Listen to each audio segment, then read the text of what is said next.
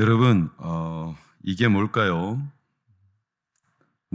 PPT를 보시면 높이 53m, 무게 46,000톤의 거대함을 4.5m가 뒤집다.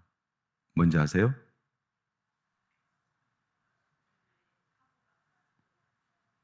바로 이겁니다.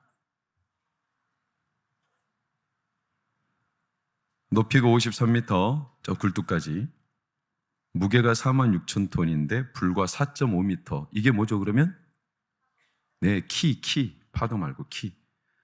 그 방향 턴하는 키. 이 방향 턴하는 키가 엉뚱한 곳으로, 그래서 빙하에 부딪히며 뒤집혔죠. 타이타닉.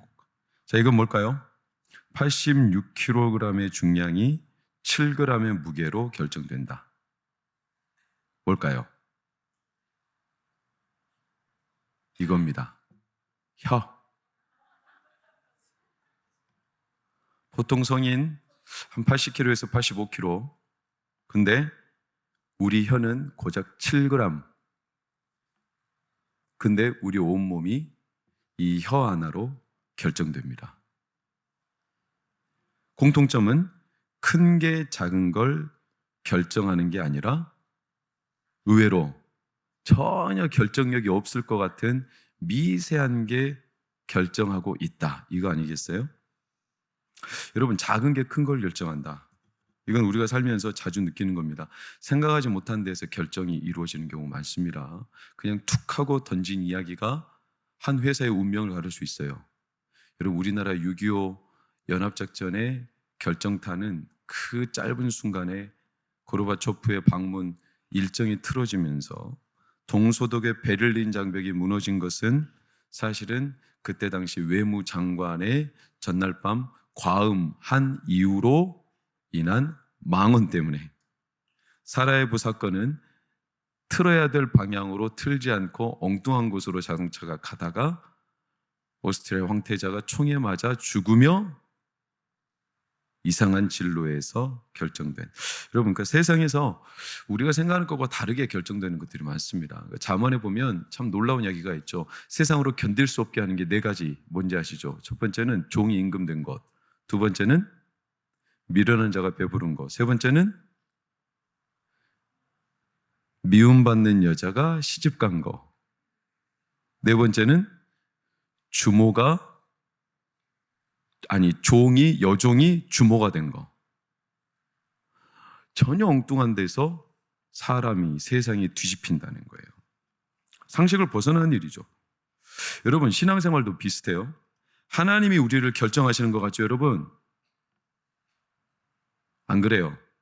우리가 하나님을 결정해요. 오해하지 마세요.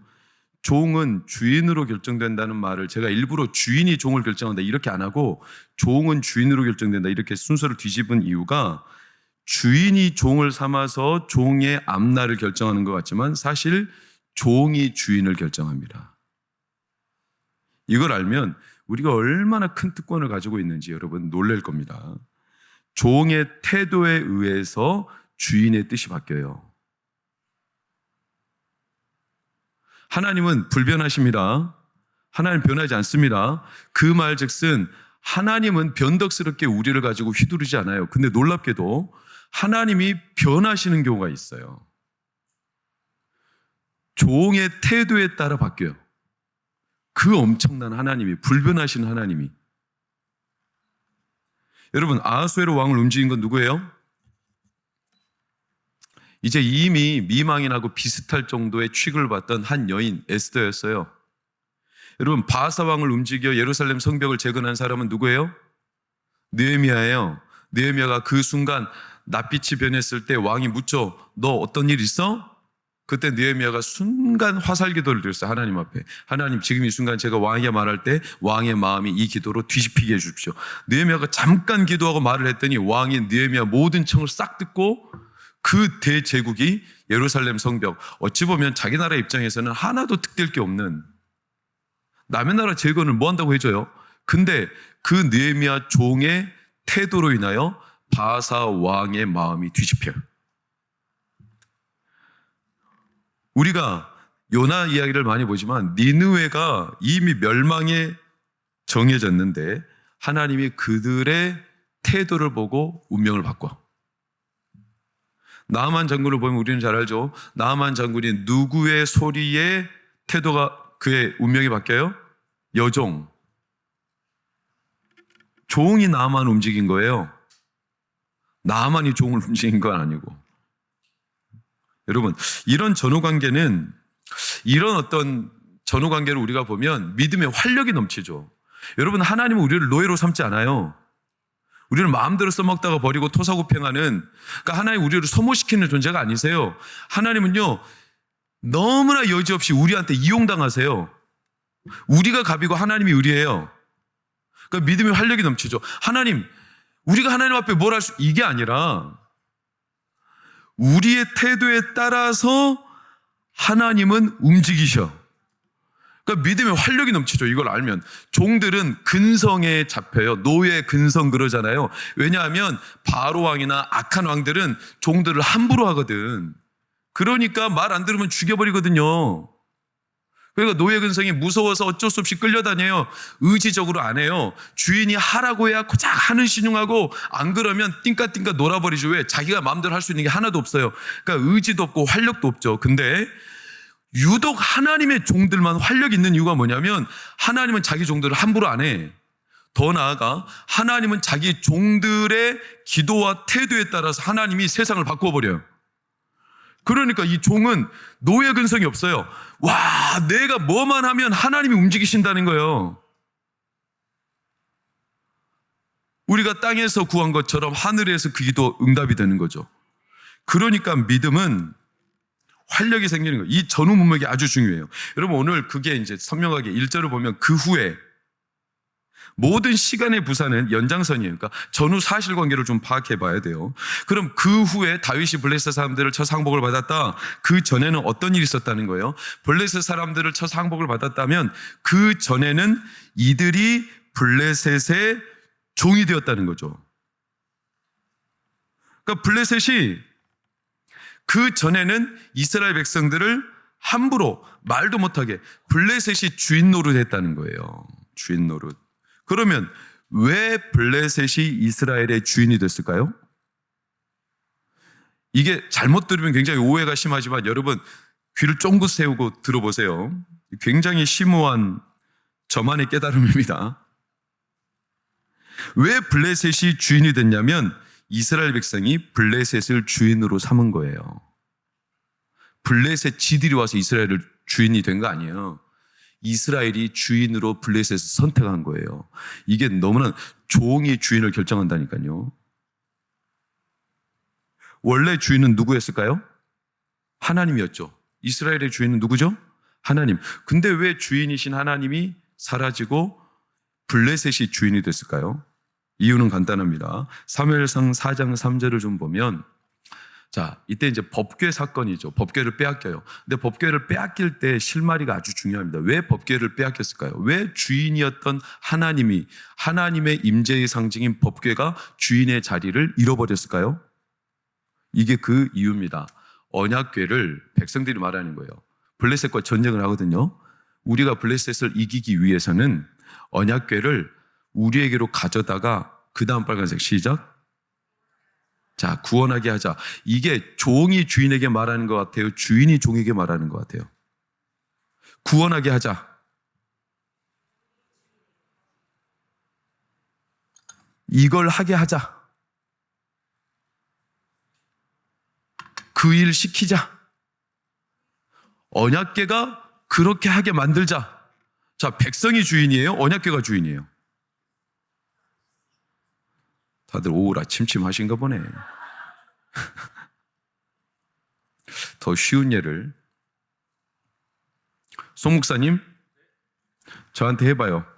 뭐라고 하냐면, 송교도 목사님이 설교하게 하자. 담임 목사님 설교하게 하자. 그러면 이 사람이 나한테 시키는 거예요? 내가 이 사람한테 시키는 거예요? 그러죠. 저 사람이 나한테 시키는 거잖아요. 나쁜 사람이죠. 그거죠. 아니, 언약궤를 가지고 구원하게 하자. 주인한테 그렇게 하자. 그러니까 이스라엘 백성들은 사실 언약궤가 자기들의 하나님이 주인이라는 의식 자체가 없었어요. 그래서 자기들이 주인이었어. 그럼 원래 주인이신 하나님이 힘을 써요, 못 써요? 못 써요. 주인은요, 놀랍게도요, 종이 주인으로서 인정할 때 주인이 주인 행세를 합니다. 근데 이스라엘 백성이 하나님을 주인으로서 인정을 안 해. 그러니까 주인이 주인 노릇을 안 해. 그러니까 빈자리에 누가 치고 들어온 거죠? 블레셋이 치고 들어온 거죠. 이해가 되십니까? 여러분, 주인이 바뀐 거죠. 그러니까 결국 종들이 주인을 주인으로 인정하지 않으면 그 주인은 주인의 역할을 못해요. 여러분, 최근에 참 안타까운 거 아시죠? 이제 좀 시간이 지나서 우리는 압니다. 지구촌교회 최성훈 목사님이 목회하신 지 한 3년 만에 사임하셨죠. 3년인가 5년인가요? 왠 줄 아세요? 물론 여러 사역으로 인한 성도들의 피로도가 있고 그리고 교회 안에 여러 가지 분란들이 있었다고 저는 알지만 진짜 중요한 건 뭐냐면 우리 부교육자들은 그러지 않기를 바라요. 이건 누구에게 말하지 마세요. 제가 다른 루트를 통해서 들은 진짜 이유는 뭐냐면 부목사님들 60명이 담임 목사님한테 사직 권고를 했어요. 그럼 어떻게 했냐? 사직하라고 어떻게 말해 부목사님이? 근데 이렇게 하는 거예요. 대놓고 담임 목사님의 명령과 지시를 무시해버려다. 담임 목사로 인정을 안 해.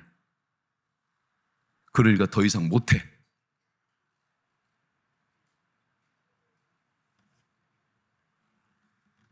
주인의 역할을 못해. 담임 목사 역할을 못해. 여러분, 이런 일들이 많다니까요. 주객이 전도된 거예요. 주인이신 하나님이 블레셋을 제압해줘야 돼요. 주인이 제압해주는 거예요, 블레셋을. 주인이 그 나라를 지키는 거잖아요. 근데 주인을 백성들이 주인으로 인정을 안 하니까 주인이 자기 역할을 못해. 그러니까 블레셋 놈들이 와서 주인 역할을 하지. 결국 모든 것은 종들이 결정한 거죠. 엉뚱한 놈들이. 그렇죠? 여러분 이해가 되시면 이게 참 놀라운 신앙의 활력이 될 수 있습니다. 그래서 예수님이 아주 유명한 명언을 남겼어요. 사람이 두 주인을 어떻게 한다? 섬길 수 없다. 이 편을 택하면 저 편은 못 섬기고 이 편을 택하면 저 편은 못 섬기고. 여러분, 종이 주인을 섬길 수 없다. 너무나 무서운 말 아니에요? 주인이 종 보고 섬기라고 하는 게 아니라 한 사람이 자기가 주인을 선택해서 섬긴다는 거예요. 내가 주인을 결정한다는 거예요. 돈을 주인으로 결정할 건지 하나님을 주인으로 결정할 건지. 내가 돈을 주인으로 결정하면 그때부터 돈이 주인 노릇하는 거고 내가 하나님을 주인으로 결정하면 하나님이 주인 노릇하는 거예요. 그러니까 여러분, 하나님 앞에 우리는 노예근성 가질 필요 없어요. 하나님 나한테 뭐 시키고 나를 막 부려 이런 거 아니에요. 엄밀히 말하면 우리는 얼마든지 하나님을 주인으로 인정해드리고 주인으로 모시면 하나님이 우리의 말과 우리의 태도로 인하여 하나님이 주인으로서 우리를 위해, 우리 교회를 위해 하나님은 일하십니다. 얼마나 믿음에 적극적인 마음이 생깁니까? 그냥 노예처럼 끌려다니는 게 아니잖아요. 우리를 써먹는 분이 아니잖아요. 네가 결정해. 그럼 내가 움직인다. 유명한 말은 좋은 회사는 사장이 만드는 게 아니라 누가 만들어요? 직원이 만드는 거예요. 그래서 어느 회사에 경력사원 1명을 채용하는데 최종 면접, 사장님 면접 3명이 남았어. 이제 사장님이 1명씩 면접을 보며 질문을 해. 근데 이 질문을 드렸어. 3명한테. 당신이 우리 회사 구매부서로 발령받았다고 가정하고 질문할게요. 만일 납품업체, 그 납품업체들이 여러 개가 있는데 납품업체들이 서로 우리 물건을 납품받아달라고 하면서 이렇게 로비 활동할 거 아닙니까? 그러니까 수많은 납품업체가 있는데 어떤 납품업체에서 설 명절이라고 100만 원을 명절 떡값으로 당신한테 은밀하게 준다면 어떻게 하겠습니까? 사장이 3명한테 물었어. A 사원은 이렇게 말했어. 그것은 뇌물이기 때문에 절대로 받아서는 안 됩니다. B, 저는 받아서 부서 직원들 회식비로 쓰겠습니다. A와 B는 다 떨어졌어요. 엄밀히 말하면 굉장히 의롭게 보이지만 다 지들이 주인인 거예요. 사장은 뜻은 하나도 없어. 그러니까 사장은 아나무인인 거예요, 이게 사실은. C가 선발됐어요. C가 뭐라고 앉으세요? 그 질문 받더니 갑자기 사장님 옆으로 가. 귀에 대고 말해. 사장님, 어떻게 하면 좋을까요? 사장님을 사장님으로 인정해 드렸어. 결국 면접은 사장이 하지만 놀라운 건 그 태도에, 종의 태도로, 직원의 태도로 사장의 결정이 바뀌는 거죠. 여러분, 교회도 목사가 잘해서 잘 되는 교회들이 있어요. 스타 목사들이 있죠. 우리나라에도 내노라는 스타 목사들이 있습니다. 너무 부러워하지 마세요. 스타 목사 사라지면 그 교회 이어가기 쉽지 않습니다. 왠지 아세요? 그만한 스타 목사가 다시 발굴되기가 그렇게 쉽지 않아요. 저같이 평범한 목사들이 좋습니다. 왠지 아세요?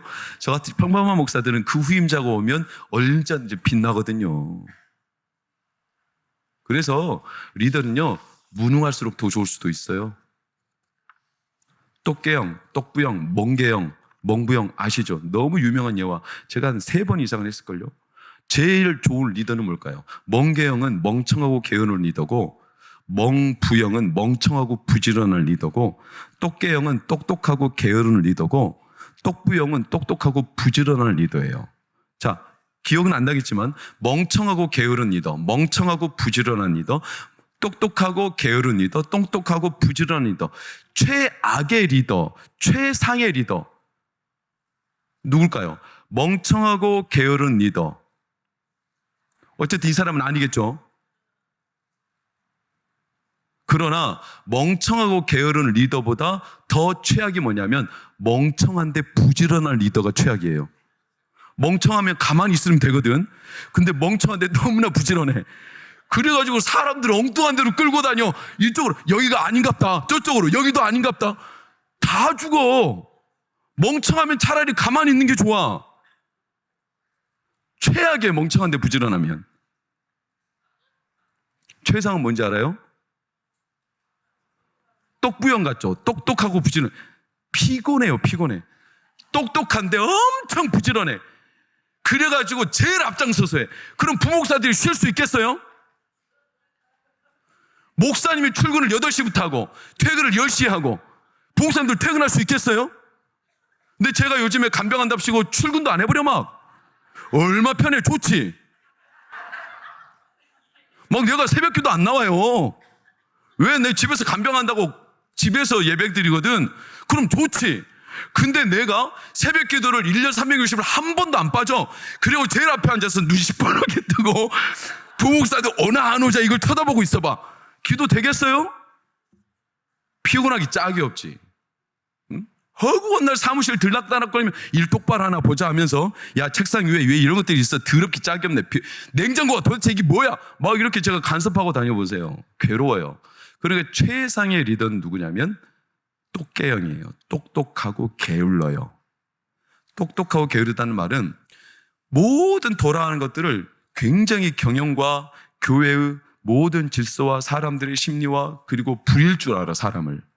마치 잠언 31장의 현숙한 여인처럼 부릴 줄 알아. 그런데 자기가 일을 안 해, 게을러. 그 말즉슨 이 일을 시켜요. 하게끔 만들어줘. 그 사람의 능력을 최대한 살려서. 이게 최상이죠. 여러분, 그러니까 사실은 스타급 교회 목사님들은 엄밀히 말하면 그 목사님의 명성으로 교회가 아주 유명해졌지만 사실은 성도님들의 수준은 그 목사님만큼 따라가기 어렵습니다. 근데 여러분은 얼마나 좋아요. 저 같은 목사 만나가지고 웬만하면 저보다 수준이 다 높아요. 더 놀라운 건 직원이 회사를 좋게 만들듯이 사실은 성도들이 교회를 훌륭하게 만드는 겁니다. 종이 주인을 결정하는 거나 똑같아요. 교회 탓할 거 없어요. 어떤 사람들이 이렇게 말해요. 그 성도의 수준은 담임 목사 수준을 이상을 능가할 수 없다. 저는 그거 반대예요. 그렇지 않아요. 담임 목사 수준보다 낮은 성도 많이 없어요. 훨씬 헌신적이에요. 훨씬 마음이 깊어요. 훨씬 사람 배려합니다. 훨씬 기도 많이 합니다. 성경 훨씬 사랑하고 많이 읽습니다. 저는 담임 목사나 됐으니까 억지로라도 성경 읽고 억지로라도 엎드리고 하지 성도님들은 억지로 할 필요도 없는데 그걸 하잖아요, 자발적으로. 왜? 담임 목사보다 훨씬 수준이 있는 거죠. 한국교회가 진짜 신기한 게 뭐냐면 목사들, 선교사들 들어오기 전에 성경이 먼저 들어왔다는 게 한국교회 선교의 이상한 역사입니다. 성경이 먼저 번역돼서 들어왔어. 그래서 한국교회는 특징이 뭐냐면 성도들이 성경을 사랑해. 그래서 교회가 튼튼한 거예요. 목사가 먼저 들어와서 목사의 리더십으로 성도들이 키워졌다면 한국교회는 여지없이 무너졌을 거예요. 근데 한국교회는 독특한 유래가 뭐냐면 성경이 들어와서 성경의 성도들을 세웠어요. 그래서 성도들이 하나님을 사랑해요. 그래서 놀랍게도 한국교회는 자유주의 신학이 있죠. 어디? 협성대 같은데, 감리교 이런 데는 자유주의 신학이에요. 성경 말씀 안 믿습니다, 여러분. 놀라운 거 아세요? 창세기 1장, 2장 창조기사 신화로 여깁니다. 하나님의 말씀으로 안 믿어요. 그거는 이제 신화다. 기념비적인 그냥 하나의 듣기 좋으라는 소리다. 예수님의 신화, 예수님의 기적 많죠. 그렇죠? 수많은 병자 치유하고 이렇게 떡을 가지고 오병이어 먹이고 죽은 자 이런 기적으로 안 믿어요. 신화로 믿어요. 상징적인 걸로. 그게 자유주의 신학이거든요. 근데 그런 자유주의 신학을 공부하는 신학생들이 있죠. 어디 협성대나 감리교 모든 학생들이 그렇지는 않지만 그 신학교 교수들은 다 그런 식으로 가르쳐요. 성경 다 진리 아니다. 이 안에는 신화가 있다. 이런 식으로 가르치니 거기서 졸업해서 나온 학생들이 뭔 사상이 대대로 바뀌어 있겠어. 성경 말씀을 사랑이나 하겠어요? 이걸 진짜 말씀으로 믿겠어요? 신화로 보는데 안 믿죠. 그러니까 윤리, 감언 수많은 윤리, 도덕적인 이런 이야기는 하지 하나님 말씀 그대로 선포하는 교육자가 나오겠습니까? 안 나오죠. 놀라운 거 뭔지 아세요? 그런 교육자들이 막상 현장에 가잖아요. 그렇게 설교를 못합니다. 왠 줄 아세요? 성도들이 눈 시퍼렇게 뜨고 성경을 신화라고 해버리면 그 목사를 잘라버리거든. 그러니까 아무리 엉뚱한 신학 공부를 하고 왔어도 성도들이 무서워서 감리교 협성대에 나온 신학 목사들이 강단에서는 나중에 뭐라고 하냐면 말씀은 살아있고 말씀은 진짜입니다. 이렇게 전한다니까. 학교에서는 그렇게 안 배웠는데 왜? 성도들이 말씀을 진짜로 믿거든요. 그래가지고 목사가 훌륭해서가 아니라 성도들이 성경 말씀을 똑바로 사랑하고 믿으니까 그 앞에 선 목사가 나중에 교정이 되는 거예요. 여러분 자부심을 가지세요. 여러분이 목사들을 살리는 거예요. 그러니까 종이 주인을 결정하는 거예요. 반대로 지혜들이 주인을 무시한 거죠. 그러니까 법궤를 빼앗긴 거예요. 마치 자기들이 주인, 그러니까 블레셋이 주인으로 들어와 버린 거죠. 오늘 그 말씀을 말하는 거예요. 근데 그 후에, 그 전에는 그런 일이 있었으나 그 후에, 어떤 후에? 16장 1절 이렇게 나와요. 궤를 메고 들어가서 그 궤를 자기 마음대로 주인 행세하면서 하나님을 주인으로 인정하지 않고 그렇게 궤를 빼앗겼던, 그래서 블레셋이 주인이 됐던 그 시절이 벌써 30년 가까이 지났거든요.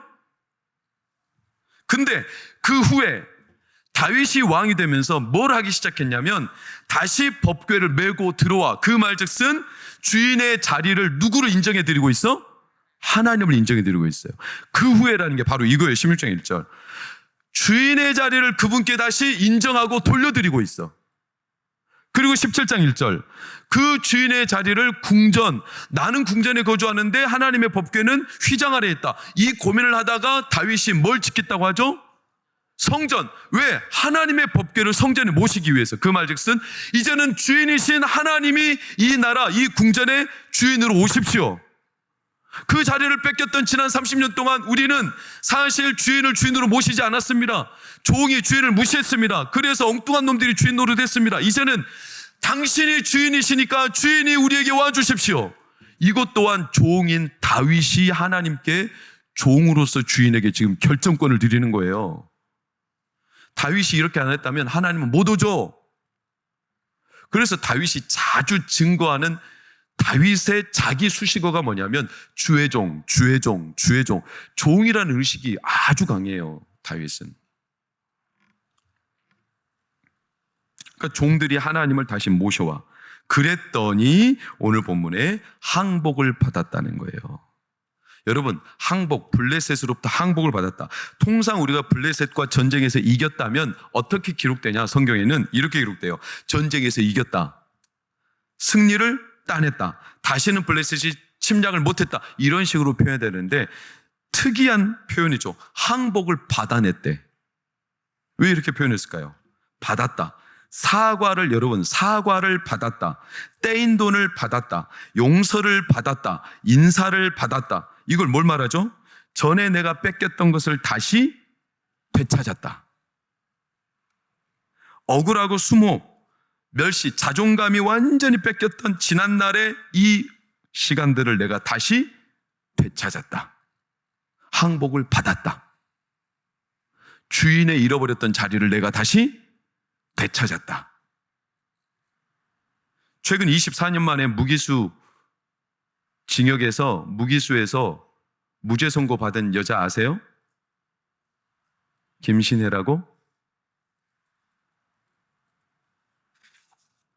2000년 3월 7일 전라남도 완도군 완도 한 버스 정류장에서 52세 남성 김씨가 사망했죠. 당시 사망한 남성의 친딸이던 23세 여성 김신혜 범인으로 지목됐죠. 경찰 수사 단계에서 수면제를 탄 술을 먹여 아버지를 살해했다고 자백했죠. 이후 이어진 재판에서 김신혜는 줄곧 무죄를 주장했고 경찰에서 한 자백은 강압 수사에 의한 허위 자백이라고 주장했죠. 2001년 3월 대법원은 이를 받아들이지 않고 무기징역, 무기수로 선고했죠. 교도소에서는 김신혜는 계속 자신은 아버지를 살해하지 않았다며 억울함을 호소했어요. 15년 후 2015년 11월경 이 사건 수사 과정에서 영장 없는 압수수색, 그러니까 영장 없이 압수수색을 했고 가혹행위, 허위 수사 등의 기록에 문제가 있었다는 점이 인정되어 재심이 개시됐죠. 15년 만에 2025년 1월 6일 재심 끝에 김신혜는 무죄를 선고받았다. 물론 다시 또 이제 2차, 3차가 일어나야 되겠지만 여기서 보면 무죄 선고를 받았다. 지난 25년 동안 내가 잃어버렸던 모든 것을 다시 되찾았다. 내 삶의 주인이 난데 그 주인의 자리를 잃어버렸다가 다시 찾았다. 항복받았다. 마찬가지예요. 인생의 주인, 우리의 주인, 하나님이 주인이신 자리를 블레셋에게 뺏겼었는데 우리가 다시 되찾았다. 주인이 바뀌었다. 그러자 가드와 그 동네를 블레셋으로부터 빼앗았다. 가드와 그 동네는 뭔데요? 법궤를 빼앗겼던 그 동네들 말이에요. 가드, 아스돗 이런데 법궤가 이동했던 지역 아시죠? 뺏겼을 때 이런 동네, 주인의 자리를 찬탈했던 그런 동네를 하나님이 다시 다 되찾아왔다. 이게 하나님의 살아계신 주인으로서의 행세예요. 여러분, 오늘 여러분의 삶의 자리에 주인을 찾으시기를 축원합니다. 이건 하나님이 주인으로 들어오시는 게 아니에요. 여러분, 놀라운 건 우리가 결정하는 거예요. 종은 주인으로 결정이 돼요. 아니, 종이 결정으로 주인이 결정돼요. 인자는 안식일의 주인이니라. 그럼 안식일의 주인으로서 그분이 노릇을 하려면 우리는 어떻게 될까요? 안식일을 지켜야 돼요. 안식일을 우리가 지키면 하나님, 인자가 그 안식일의 주인으로 우리를 지켜주십니다. 근데 우리가 안식일을 주인으로 안 지켜. 안식일을 자꾸 세상 일로 주인 자리를 우리가 바꿔버려. 그러니까 하나님이 안식일에 우리를 지키지 않아요. 파격적인 거죠. 심지어 성경에는 이런 사건도 있죠. 주인의 것을 갖다가 자기 마음대로 빚을 탕감해 주잖아요. 자, 밀 너 얼마 빌렸어? 예, 100말 빌렸습니다. 좋아, 여기다가 80석이라고 써라. 기름 얼마 빌렸어? 네, 그 100리터 빌렸습니다. 여기다 50리터라고 써라. 이거 주인의 것으로 갖다가 지 마음대로 바꿔버리잖아요, 종이. 근데 주인은 뭐라고 하냐면 지혜롭다 그랬어요. 종이 지 멋대로 결정했는데도 주인은 지혜롭대. 왜냐하면 종의 권한이 그렇게 대단한 거예요. 여러분, 우리는 종이지만 종은 주인보다 더 큰 일을 할 수 있다 없다? 있다. 예수님 하신 말씀이요. 너희들이 나보다 더 큰 일을 하리라. 그러니까 믿음이 막 살아나죠. 얼마나 가슴이 뜁니까? 시간이 아무리 흘러도 20년, 30년 흘러도 그 주인을 되찾아와. 어느 날 달팽이가 소문을 들었대요. 운소문. 토끼하고 거북이가 달리기 시합을 했는데 토끼가 졌대. 달팽이가 거북이 사촌이잖아요. 그러니까 너무 고소해가지고 달팽이가 토끼 집에 놀리러 갔어. 똑똑똑. 토끼가 문을 열어. 토끼는 지금 막 열불 터져. 근데 달팽이가 거기다 대놓고 불난데 부채질을 해.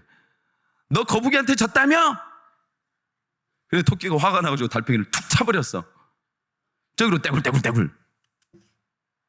한 달이 지났어요. 한 달. 갑자기 놓고 문을 열었어. 달팽이요. 시방 네가 나를 쳤냐? 한 달 지났어. 시간이 아무리 흘러도 하나님은 잊지 않아요. 다시 주인의 자리를 돌려드려. 종이. 여러분, 그래서 우리가 우리나라의 주인 되신 하나님을 인정해드리면 이 나라 하나님이 지키시는 거예요. 여러분의 가정 하나님의 주인 되심을 인정해드리면 하나님이 여러분 가정 주인 행세하시는 거예요. 참 놀라운 비밀이죠. 여러분, 그러니까 여러분의 결정으로 하나님을 모시세요. 2025년 그렇게 사시기를 축원합니다. 여러분, 시간의 주인은 누구죠? 하나님이죠. 시간을 내가 주인인 것처럼 하나님 자리를 뺏지 마. 내가 스케줄 잘 짜가지고 막 내가 뭘 해야, 여러분, 그럼 여러분의 자리가 하나님의 자리를 찬탈해버리는 거예요. 그럴 필요 없어요. 그리스 신화에 나오는 카이로스라는 이 시간의 신 아세요? 시간의 신이 이렇게 생겼거든요. 독특하죠? 뒷머리는 대머리고 앞머리는 머리가 있어. 참 의미가 상징 남다르죠. 시간은 앞에 있을 때는 우리가 잡고 갈 수 있지만 지나면 뒤에서는 대머리랑 못 잡아. 그래서 시간의 머리가 이렇게 생겼어요. 시간은 우리가 주인이 될 수 없어요. 근데 시간을 자꾸 내가 주인이 되려고 해. 하나님을 주인으로 인정 안 해. 마태복음 6장 34절 마지막으로 읽어볼까요? 시작. 그러므로 내일을 위하여 염려하지 말라. 내일 일은 내일이 염려할 것이요 한날의 괴로움은 그날로 족하니라. 여기서 중요한 것은 이 의미가 들어가 있어요. 내일 일은 내일의 주인이신 누가? 하나님이 염려한다. 근데 내일을 자꾸 하나님의 날로 하나님이 주인으로 인정하는 것을 자꾸 내가 잊어버리고 내가 염려하는 건, 여러분, 하나님의 주인 되심을 내가 무시해버리는 겁니다. 여러분, 2025년 한 해를 하나님을 주인으로 여러분이 결정하십시오. 내 삶의 주인 하나님이십니다. 내 가정의 주인 하나님이십니다. 나는 종이지만 하나님을 나의 주인으로 모십니다. 하나님 내 가정을 다스리시고 내 몸을 다스리시고 내 자녀들을 다스리시고 내 몸의 병도 다스리시고. 그래서 우리는 항상 선언 기도하죠. 항상 선포 기도. 저는 아내를 붙잡고 기도하는 게 딱 한 가지예요. 하나님, 병이 이 사람의 주인이 아닙니다. 통증이 이 사람의 주인이 아닙니다. 모든 세월이 아무리 혹독해도 그 모든 병의 근원이 이 사람의 주인이 아닙니다. 하나님이 주인입니다. 하나님이 주인입니다. 병원에 있을 때도 집에 있을 때도 하나님의 주인 되심을 선포해요. 왜? 그래야 하나님이 다스리실 테니까. 그렇게 25년을 우리가 종이지만 주인을 모시고 주인을 결정해드리고 그분이 주인으로서 당당하게 주인 행세하시도록 여러분의 삶과 가정을 하나님께서 다스리시기를 예수 이름으로 축원합니다. 기도하겠습니다. 하나님, 감사합니다. 우리 삶의 주인 되심을 인정합니다. 우리가 잊었습니다. 자꾸 있습니다. 내가 종이라고, 노예처럼 아무것도 결정할 수 없다고, 그래서 그저 무기력하게 무력하게 노예 근성에 사로잡힙니다. 내일 일을 내가 뭐 할 수 있냐고, 내가 무슨 능력이 있냐고. 아닙니다. 종의 결정에 의해서 주인이 행하십니다. 내가 결정하고 내가 말하고 내가 뜻을 정하고 내가 주인이신 하나님을 모시고 인정할 때 놀랍게도 나의 결정으로 인해 하나님은 일하십니다. 오늘도 다스리십니다. 시간을 관장하십니다. 내 결정에 의해 하나님은 어제와 오늘 영원히 하나님이 주인으로서 우리를 통치하여 주십니다. 그런 이 사실, 이 믿음의 활력을 가지고 2025년을 담대하게 가정의 주인 되신 하나님을 모셔드리며 종이지만 주인 되신 하나님을 결정하며 우리가 종으로서 하나님의 주인 되심을 기뻐하며 당당하고 활력 있게 살아내는 우리 동과의 가족들 되게 하여 주시옵소서. 예수님 이름으로 기도합니다. 아멘.